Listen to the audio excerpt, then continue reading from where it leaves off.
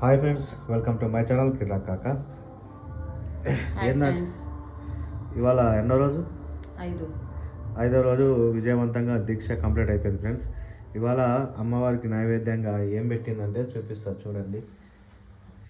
ఇది దొడ్డు రవ్వతో చేసింది ఫ్రెండ్స్. దొడ్డు రవ్వతో ఏమంటారు, పాయసం లాగా చేస్తారు. ఒకసారి పక్కన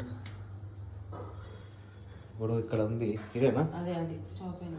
ఇదో ఇది దొడ్డు రవ్వతో చేస్తారు ఫ్రెండ్స్. ఇది ఏమంటారు దీన్ని? రవ్వ కేసరి అంటారు ఫ్రెండ్స్. రవ్వ కేసరి అంటారంట దీన్ని. చూడండి, రవ్వ కేసరి. ఇది ఏంటంటే పాలు, చక్కెర, కుడుకలు, ఏమంటారు మన షేమియాలలో వేస్తారు కదా, ఆలాకులు, అవి ఇవి ఇవన్నీ కలిపేస్తే మొత్తం షేమియాలు చేసినట్టే చేయాలి ఫ్రెండ్స్.